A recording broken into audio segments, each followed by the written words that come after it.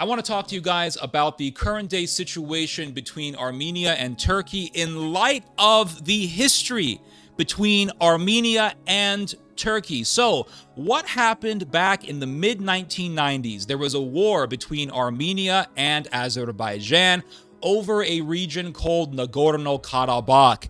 This was after the fall of the Soviet Union, so there were all these little territorial claims that were being made, and the Armenians said Nagorno-Karabakh belongs to us, well, because Nagorno-Karabakh is historically Armenian, and Azerbaijan said no, because of something that was decreed back when the Soviet Union was still existing. Nagorno-Karabakh belongs to us, and so there was a war in which the Armenians won. And so at that point, Nagorno-Karabakh was effectively Armenian territory. And then what happened in the year 2020, in the midst of the COVID pandemic? What happened was another war, and the Azeris this time won because the Azeris had superior firepower. They were armed with the Bayraktar drone, which was created in Turkey, invented in Turkey, and this drone was superior to whatever military technology the Armenians were armed with, and the Armenians lost. And then what was the aftermath of this other than Nagorno-Karabakh being transferred over into Azerbaijani possession? The aftermath was war crimes, and there are some harrowing videos that you can watch. I do not recommend that you watch them, but nonetheless, they are harrowing videos online showing Azeri war crimes, such as an elderly Armenian man being beheaded, begging for his life before the blade touches his neck, and the Azeri soldier begins decapitating him. It is truly harrowing, horrific, disturbing, and traumatizing. I do not recommend that anyone watches that video. And then there's also a video of an Armenian man being beheaded. This time you see an Azeri soldier placing his boot on the man's chest. There are two other Armenian soldiers holding his arms apart as if he is being crucified. And then you see an Azeri soldier with a knife beginning to saw his head off, and this is being done to the sound of applause and whistling, and you can hear Azeri soldiers clapping their hands, whistling and applauding this act of murder. It truly is horrific.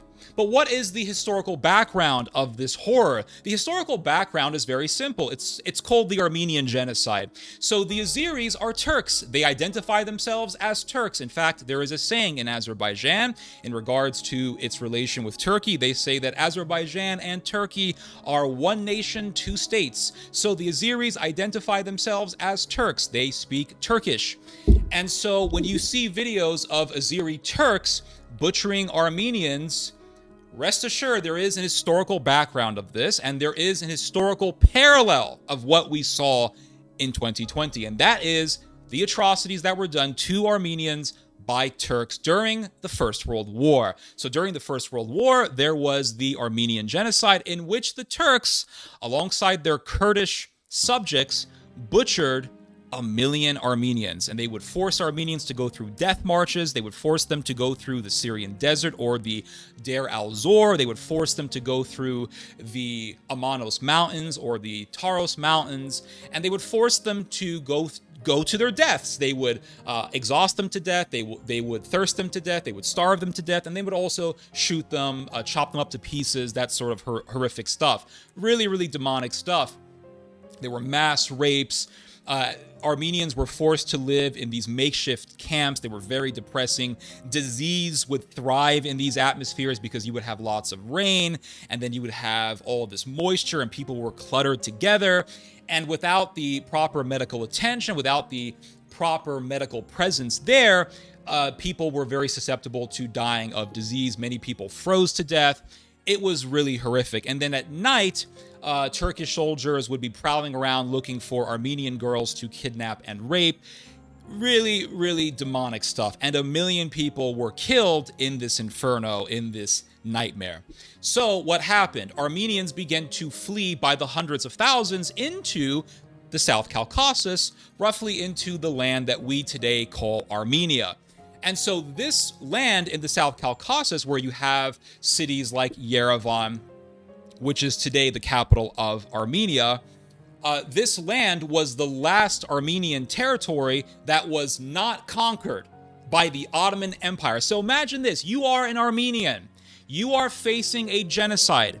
The Ottoman Empire wants to exterminate you and your entire race. You then flee to what is now present-day Armenia. And then what do you see? The Ottoman military heading towards your way to exterminate you and the remnant of your people. So what was one of the things that led to this point? Well, one of the things was the Brest-Litovsk conference. Brest is a city that lies in Belarus.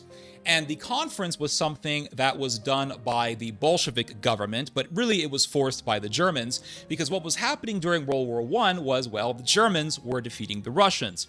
Russia under Tsardom at this point was very, very weak.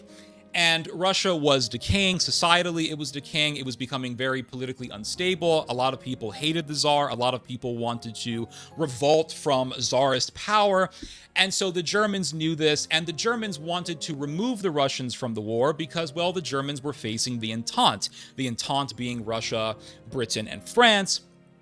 And the Germans wanted to remove the Russians so that all that would be left to fight would be the British and the French, thus making it easier for the Germans to win the war.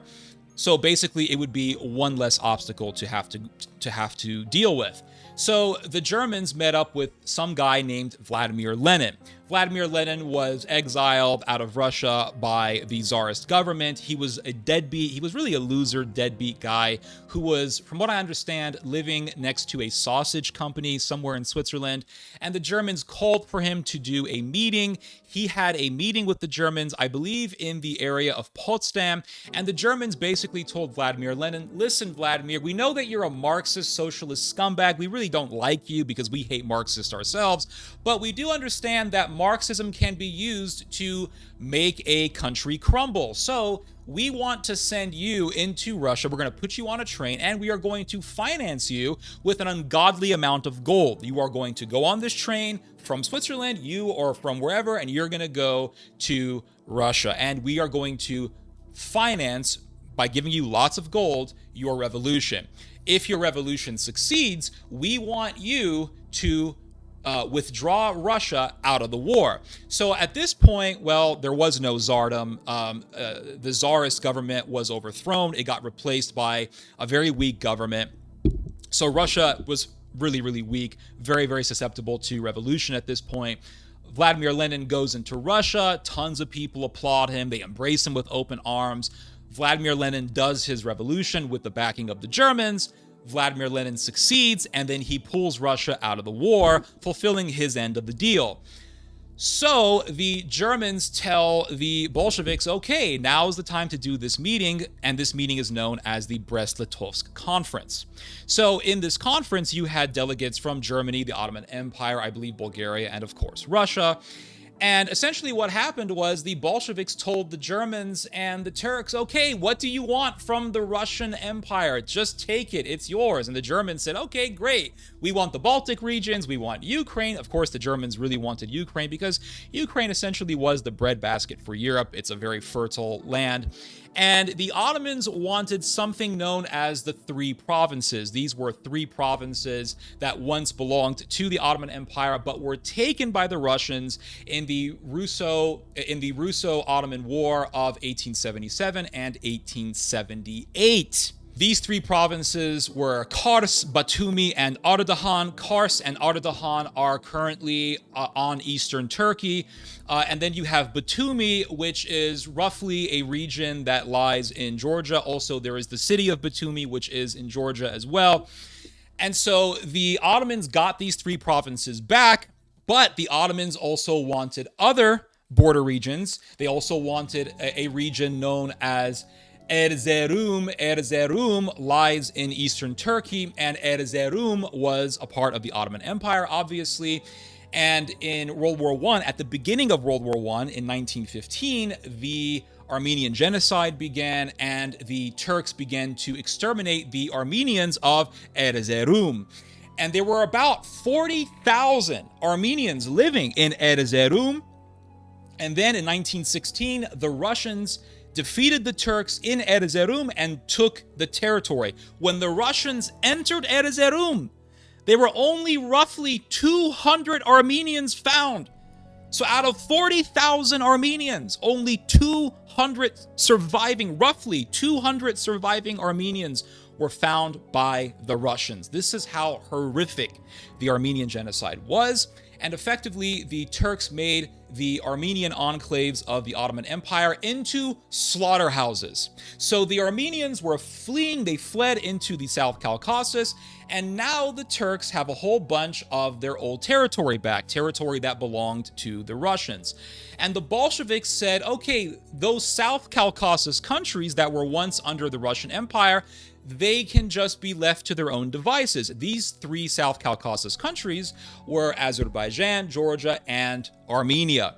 These three countries formed a Trans-Caucasus Federation. It was supposed to be an independent government, an independent confederacy, but it was very, very weak because, well, I mean, they were newly independent, they were pretty poor, and they were very susceptible to being invaded. So what happened? The Turks said, okay, we got all these border territories back from the Russians. Russia is weak. This is our time to invade Armenia, to invade the South Caucasus, and to finish the job on the Armenians and to complete our final solution on the Armenians. Because remember, the Ottomans wanted to exterminate every single Armenian. Why? Why such hatred? Well, for one thing, if you want to get into the geopolitics of it, I mean, there is nothing geopolitical that can justify a genocide, but this is what the Turks would have told you. The Armenians had always been used as a proxy against the Turks because the main nemesis of Turkey has been which country? Russia, which is a Black Sea neighbor of Turkey. And so the Russians had always used the Christian minorities living in the Ottoman Empire as proxies against the Turks. The Russians did this with the Greeks against the Turks. They did this with the Serbians against the Turks. Hell, in the Russo-Turkish War of 1877 and 1878, the Russians backed the Serbs in their war for independence, and when the Turks lost that war, the Russians said, okay, we're the winners in this war, we're going to call the shots for the peace settlement. Serbia is going to get an independent state, and the independent state of Serbia was formed. The only protectors of the Armenians during the Armenian genocide was the Russians. And so when the Bolsheviks took over Russia, they withdrew out of the South Caucasus, thus leaving the Armenians open to an Ottoman invasion. And the Ottomans said, okay, we no longer want these Armenians to exist because as long as they exist, the Russians could use them as a proxy against us. And they didn't want any sort of repeat as to what happened during the Russo-Turkish War of 1877 and 1878. So they said, we're going to invade the South Caucasus and we're going to butcher every Armenian left. So they began an invasion of the South Caucasus. So the Turks saw what was happening. They saw that the Armenians wanted to be independent, and they said, okay, we're going to put a stop to this. Now, remember, the Armenians and the Azeris and the Georgians were a part of this Trans-Caucasus Confederacy, but it fell apart very, very quickly. And the Turks were coming, and the Georgians saw this. The Georgians saw, hey, the Turks are on their way. We do not want to become like the Armenians. We don't want to be another victim like the Armenians are a victim of the Turks. The Germans knew that the Georgians were terrified of the Turks, the Turkish incursion. And so the Germans told the Georgians, hey, we know that the Turks are on their way to your country. We know that you're terrified of them. How about you become under Germany's protection? How about you agree to be under our protection and basically become, subject to Germany? And the Georgians agreed. And the Georgians told the Armenians, we're going to go under German protection. You guys are left to do your own thing. You guys are left to deal with this Turkish problem on your own. And the Georgians basically told the Armenians, we will not drown with you. In fact, this is what was noted in this book. Anyone here interested in the geopolitical consequences of World War I highly recommend that you read this book. It is called The Deluge by Adam Tooze, a really, really informative read. Adam Tooze gets into the geopolitical ramifications of World War I, and he talks about how the Germans basically used the Turkish incursion into the South Caucasus to get the Georgians to agree to be under German protection. And he talks about how the Georgians told the Armenians, "We will not drown with you." Those were pretty much the words that the Georgians used. So the Armenians were left to themselves, and the Armenians had no more Russian protection. So what were they going to do? Well, they were going to fight, because they said, listen, we have been getting genocided for all these years, and we are now in the last Armenian territory that has not been conquered by the Ottomans, and now the Ottomans are heading towards this last final Armenian land. This is it. Either we fight and die, or fight and win, or we get exterminated. This is it. This is the last stand. So the Armenians were cornered. They had nowhere else to go, and there was no one there to help them. No Russians were there to help them. And so the Armenians picked up every single weapon they could get. A stick, a knife, a gun, anything they could get their hands on, they would get their hands on.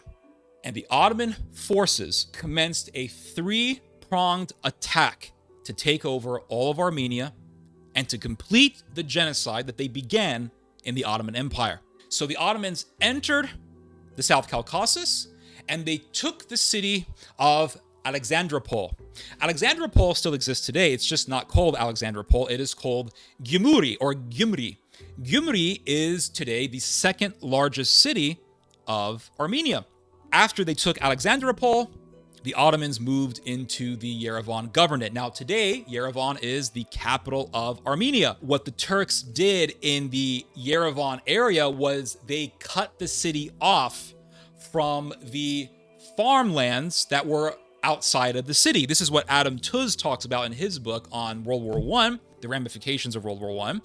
And he says that the Turks basically surrounded the Yerevan area, and they cut the Armenians off from the farmlands that were outside of the city so as to starve Yerevan. And there was a German official who stated that the goal of the Ottomans in this regard was very clear. The goal was to starve the Armenians, because this was a continuation of the genocidal policy that the Ottomans were imposing on the Armenians. It reminds me of what the Germans did to Leningrad, the city of Leningrad. If you look at what the Germans did to Leningrad, they cut that city off from food, and for many months, the city had no food. And by the end of the siege of Leningrad, around 1 million Russians were killed, and most of them were killed through starvation. The Turks wanted to do the same thing to the Yerevan area. The Armenians were sort of divided as to what they were going to do. Were they going to fight, or were they going to surrender? There were Armenians who said, listen, fighting is not worth it, let's just surrender. But there were enough Armenians who understood that if they did not fight, it would mean their extermination. This was truly, truly a war of extermination. And so the bishop of Armenia, the bishop of the Armenian church, Mr. Grevorg V, ordered that the church bells ring for 6 days as Armenians were recruited to fight. And Armenians from all sectors of life joined the military. Peasants, poets, blacksmiths, even clergymen joined the ranks of the Armenian forces. And there were droves of people who headed towards the soldiers to make sure that they had food. And they were people, they said that there was a huge traffic jam of carts drawn by oxen, water buffalo, and cows filled with food. These carts were filled with food for the soldiers, not just food, but also ammunition. And these carts were also filled with volunteers who wanted to fight against the Ottomans in order to defend the area of Yerevan. Not just Yerevan, but also the area of Etchmiadzin. There is a book that I am currently reading. I'm almost done with it. It is called Armenian Golgotha. This is a really, really good read. This is one of the best books I've ever read. If you are interested in the Armenian genocide, I highly recommend that you read this book, because it is a first-hand account of the Armenian genocide. This book was not written by some historian who studied the Armenian genocide. It wasn't written by an academic or a professor. It was written by a survivor who was there. And there are chunks of this book that were written as he was going through the genocide. because Grigoris Balakian, the Armenian priest who wrote this book, was forced to go through a death march. The Ottomans would kill Armenians by forcing them to walk on death marches. They would force them to walk through the Syrian desert, through the Amanos Mountains, through the Taros Mountains, and people would die. And that's how a lot of Armenians were killed. Well, he lived through this death march. And he writes about this battle. And he writes about how the Turks were not only heading towards Yerevan, but they were also heading towards Armenia's holiest site, the area of Etchmiadzin. Etchmiadzin it's really the Constantinople of the Armenians. And in Etchmiadzin is the cathedral, the holy cathedral of Etchmiadzin. And if you ever see the church, you can see this giant mountain range right behind Etchmiadzin. You can see it from a distance because the church is on the plain of Ararat. Ararat is where what happened? Where Noah's Ark landed. And so Ararat, really the plain of Ararat, is where humanity began after the flood. It's really fascinating. And so the Turks were heading towards this area. They were heading towards Etchmiadzin. And the Turks were about, according to Mr. Balakian, the Turks were about 3 hours away from Etchmiadzin. And so the Armenians got together and they got whatever weapons they could. And they said, we're going to fight to the death. And I want to read to you guys a line from Mr. Balakian.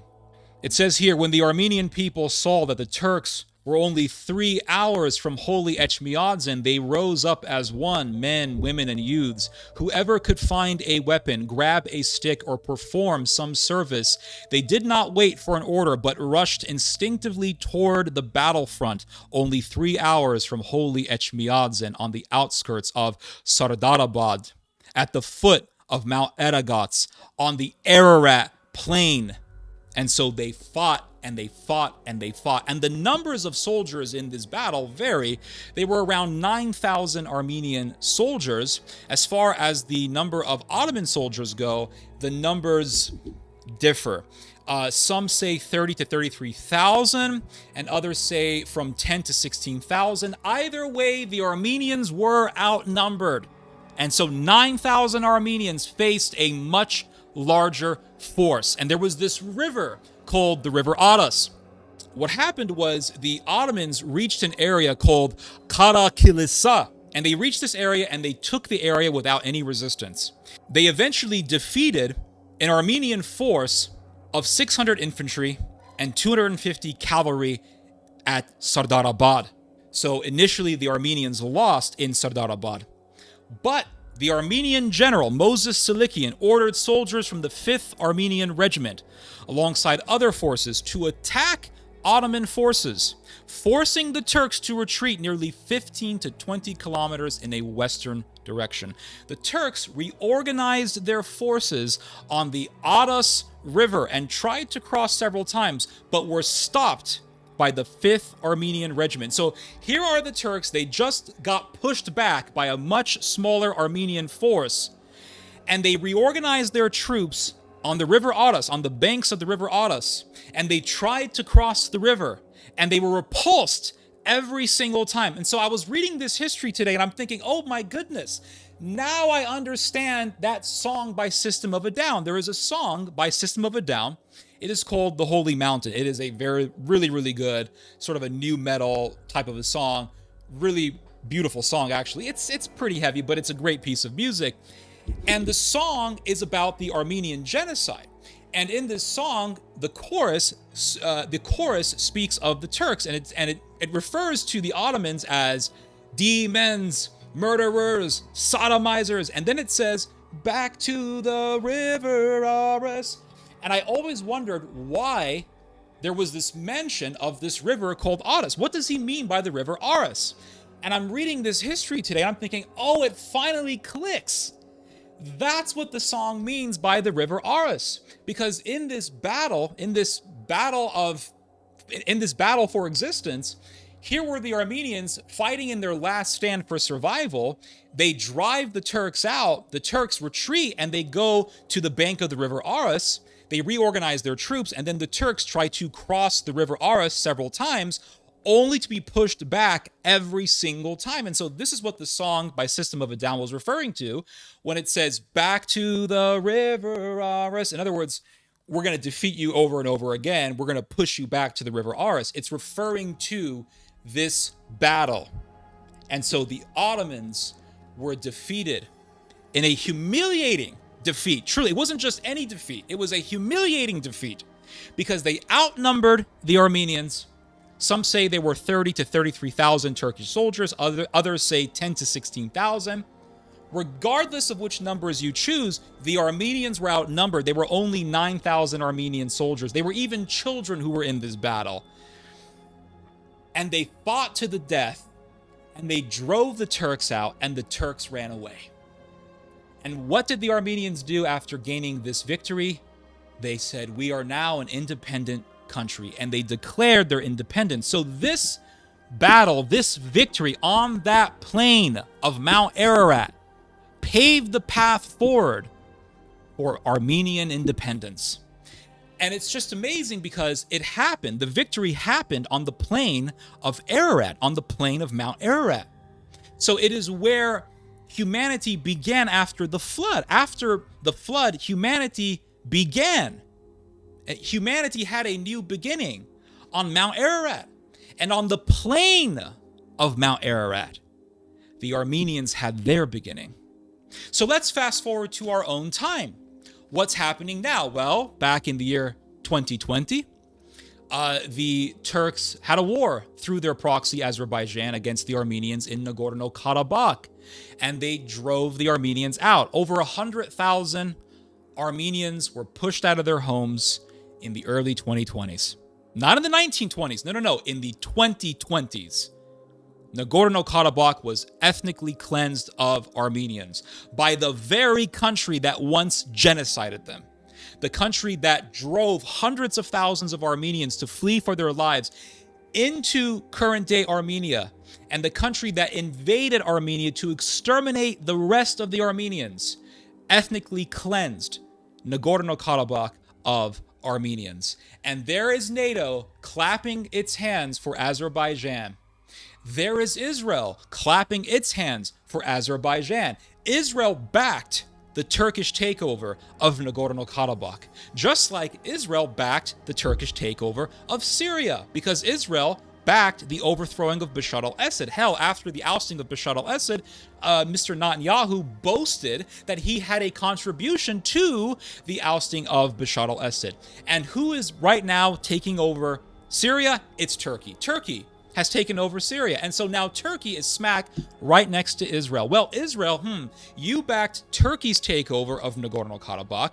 You backed Turkey's vanquishing of the Armenians on the battlefield. You backed the defeat of the Armenians by the Turks. And now you are terrified of Turkey. How ironic. And if you look at that story of the Armenians being surrounded by the Turks in that year of World War I in 1918, when you look at that battle for survival, the Armenians were surrounded. They were being exterminated in the Ottoman Empire. They fled into the South Caucasus. They were then surrounded by the Turks, who wanted to exterminate the rest of them. And the Armenians, by a sheer miracle, won on the plain of Mount Ararat. And I'm reading this history, and I'm thinking, this is like those verses in the Old Testament about Israel. You know how it talks about Israel being surrounded on all sides by the enemies of God, and God aids them in their defeat of the enemies of God? This is what the Armenian victory over the Turks reminds me of those verses. People say, oh, this is Israel. This is Israel. Yes, it is Israel. But what is Israel? Earthly Israel or spiritual Israel? It's spiritual Israel. Because what does St. Paul say? He says, who are the sons of the promise? Who are of the seed of Abraham? People who follow Christ, because the seed of Abraham is Christ, as St. Paul says. And so we are spiritual Israel, and Armenia is a part of spiritual Israel. And so when Armenia was surrounded, that was Israel being surrounded. And so when Armenia was surrounded, It was a reflection of those verses in the Old Testament that talk about Israel being surrounded and God aiding them to victory. It truly is fascinating to look at this history. And it truly is fascinating to see the present day being reflected by the past. Because when you look at what's happening now, the Turks using the Azeri Turks as a proxy against the Armenians, it's very obvious what the Turks have in mind. What the Turks want to do is to invade Armenia. How do I know this? Because they invaded Armenia back in the year 1918. And they tried to exterminate all the Armenians in Armenia, and the Armenians defeated them. The Turks have never forgotten this humiliating defeat, and so they want to redeem themselves from that humiliation. So what do I expect for the future in regards to Turkey and Armenia? What I expect is the Turks trying to resume from where they left off back in World War I. And you could say, well, it's all just Islam. Yes, Islam does play a big role in this, absolutely. But when you read about the Armenian genocide was orchestrated by atheists. This is a part of the Armenian genocide history that almost no one ever talks about. But the ones who orchestrated the Armenian genocide were a part of a Freemasonic organization known as the Young Turks, or the Ittihad government. Ittihad means union, so they called themselves unionist. In fact, they called their organization Union and Progress, hence the term Ittihad. And they were atheists who believed in evolutionism. And they believed that them slaughtering the Armenians was evidence that Darwinians, that evolutionarily speaking, the Turks were superior. So by slaughtering the Armenians, they were demonstrating their biological superiority over the Armenians. And by slaughtering the Armenians, they were demonstrating the Darwinian law of survival of the fittest. The Armenians are not fit, therefore they are dying. We are killing them, therefore we are the fittest in this situation. And so the Armenian genocide was truly a Darwinist Islamist conspiracy. And what do you see today in Turkey? You see the secularist and the Islamist. You see them, the two big factions in Turkey, the secular Turkish nationalists who believe in evolutionism, and the Islamist. And they are still the biggest factions in Turkey today. And so when Turkey rises up, and it's already rising up, but when Turkey really unleashes its sword from the scimitar, so to speak, it is going to be done by a coalition of Islamists and ultra-nationalists who believe in evolutionism, just as it was in the past. This is what I expect. But by looking at the past and by seeing what Turkey did in the past when they invaded Armenia, we know that in the future, a repeat of that history is going to happen again. Anyway, those are my thoughts on that. You guys just heard some theology. God bless.